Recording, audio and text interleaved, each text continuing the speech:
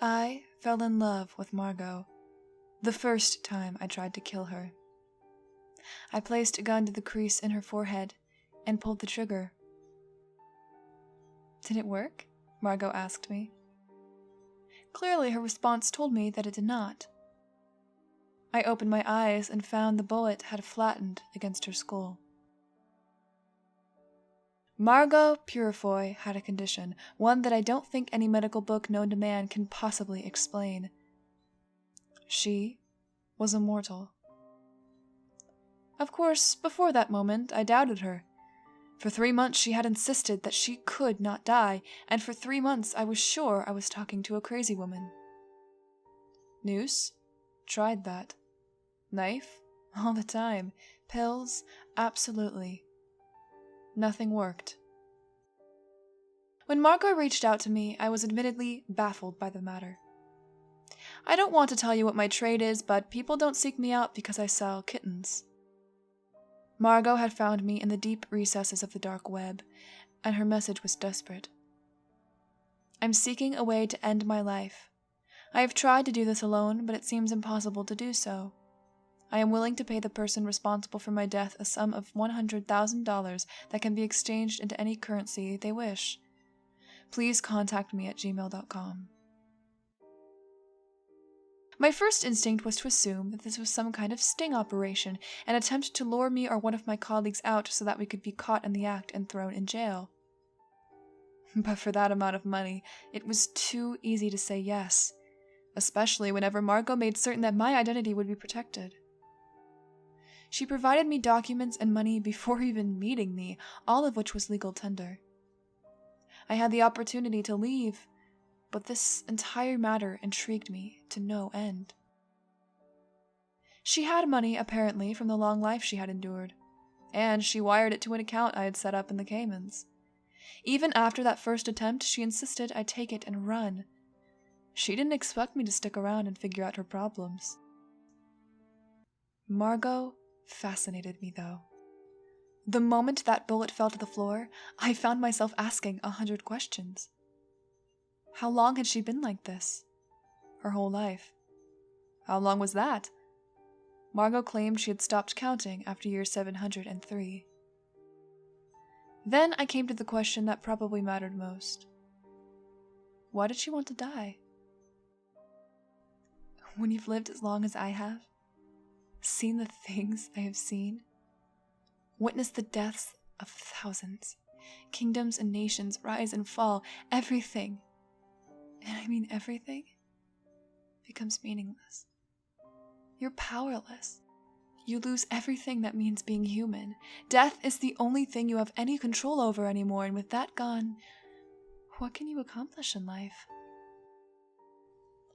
She told me about how she had seen children die more times than I could count, about events in history that no person living could ever get correctly. I discovered as we connected that I was developing a liking for this woman. She was the one thing in the world that was an anomaly, a window into the soul of humanity. So, I made her a promise. I would help her die. We started small. I bought a few firecrackers and had her try to set them off directly into her face. She wasn't even mildly burnt. Then we moved to the tub. I had her undress and start the water. Then I brought in the toaster. I made certain the water was almost completely covering her body before dropping it in. She came out of the tub a few minutes later.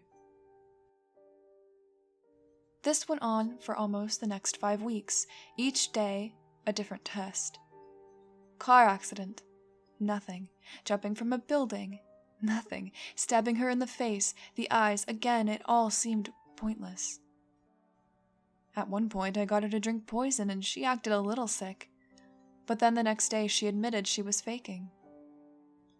"I'm sorry, it's just, I felt like you were going to give up soon," Margo answered whenever I asked her why she pretended. "I won't. I can't. This defies everything you can ever believe in. It's beyond understanding," I told her. After that, we developed a closer bond as we started looking into more extreme methods. I managed to have her see one of my friends that works as an open heart surgeon in a shady clinic for abortions. I recommended trying to put her in a coma and then taking out vital organs. The propofol did the trick to knock her out, but any instrument to cut her only bended and broke. I suggested placing an explosion in the tube down her throat. The surgeons got to work on preparing the device and then sliding it straight down her esophagus and into her stomach. I lit the fuse and waited. Her body jumped and rumbled a bit, but nothing more. Margo was a goddess. Every extreme we tried only resulted in more failures. Finally, she admitted that she had decided to accept her fate. If I have to keep on living, then so be it. At least I will be happy knowing that I have tried all possibilities, she said as we got back home. I've wasted more of your time than ever necessary, she added as she passed me a briefcase with well over $2 million in it. This is everything I have. I want you to take it. You've been so kind, so patient, she told me. I tossed it aside and made love to her that night. In the morning, I told her I wasn't planning on leaving her, that in the months we had spent together, I grew to love her more than life itself. More than death could ever separate us. So we married. We had a child. I forgot my old life. I made her smile again. So did our son. Out of all the times I have been with anyone, you've been my favorite, she told me. But still, I could tell behind all of this, her desire hadn't faded. She was still curious. Sometimes when I came home, I found dozens of pill bottles scattered across the floor. Other times she had ruined knives and caused house fires, desperate to end her life. She wasn't happy. I could see that now. She knew that no matter what, one day we would be gone and she would still remain. On our 1-year anniversary, I surprised her and took her paragliding. I told her it might be the solution she was looking for. I made certain that she didn't have the equipment necessary to prevent her from experiencing the full brunt of the impact. I love you, she told me as our plane reached the proper altitude. I promised her I would never tell our son and said my goodbyes, then watched as she plummeted to the ground below. Once she was out of my line of vision, I told the pilot to touch down, and I ran to where she had hit the pavement. She was standing there, waiting for me, with tears in her eyes. This is torture. I can't do this. I can't. Why? Why is this happening? She screamed. I held her close and looked up at the heavens. Did God even have an answer for this? I thought there was nothing else that could be done, and I was certain that her depression would soon swallow me and my son whole. I begged her to forget this dark dream. So what if we die? At least you have us now, I shouted one day. You don't know how many times I've heard that before, she moaned angrily. That was when I knew there was nothing I could say that would stop her from trying. I worried for our safety, my son and I. I knew that in her attempts to take her own life, she might hurt us even if she didn't mean to. One time, she came close to drowning him in the tub while trying to end herself. Another time, it was a knife, and he almost cut his finger off. Something had to be done. I reached out to my colleagues from the old days, when I was the one that was seeking to exploit suicidal cash cows. I told them everything, and asked for advice. Some took it as a joke, but one man had a solution that I had never considered before.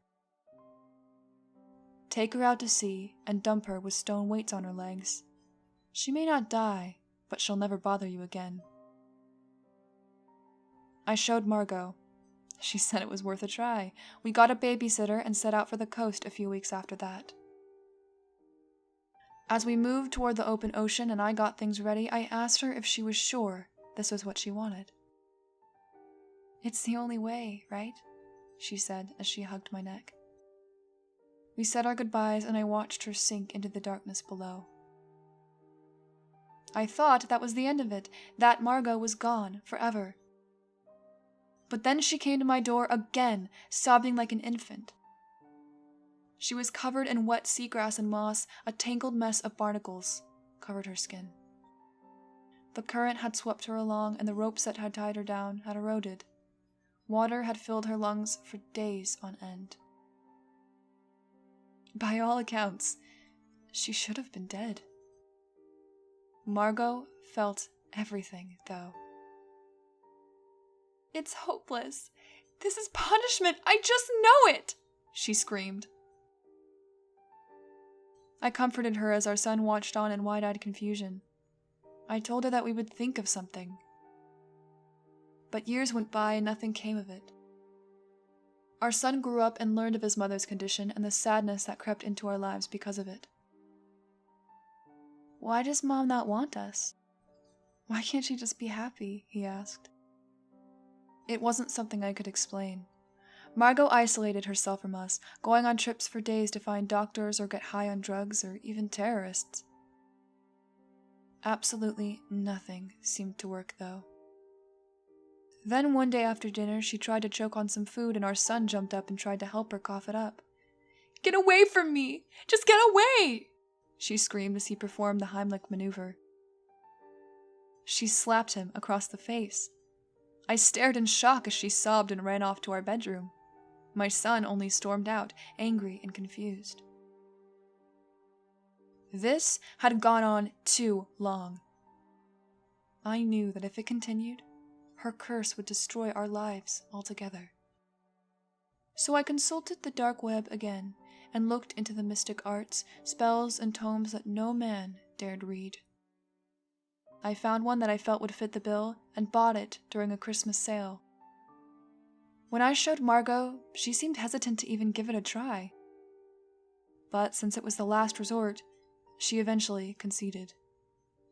We placed the goat's blood around our bed in a circle like the ritual implied, then chanted the phrase 6 times. We walked around the bed counterclockwise. Then I took her hand, and we both fell asleep. When I woke up the next day, I was staring at my wife and she at me. But our souls had transferred into each other's bodies. She was mortal, and I was immune. The spell had worked. She reached into her drawer and pulled out a gun, meekly passing it to me. Do it. I'm ready, she said. I pressed it toward her skull, closed my eyes, and finished the job. As the life drained from my body, I caressed her forehead and watched her breathe her last. She said 2 words, "Thank you." And then she was gone. That was so long ago, when I watched my only body fall into a grave. When I explained to my son that now the curse was upon me. He will be on his deathbed and I will only watch in horror as he slips away. Margo was right about this curse, and it's one that I carry now, one that holds a further curse upon me. For the spell said one thing that I never told Margo, that I could never go back to the way it had been or transfer again. But now that I have seen through her eyes what this hell is like, perhaps it is time that I start to explore this world and discover exactly what it means to die. And maybe, along the way, I can learn to live.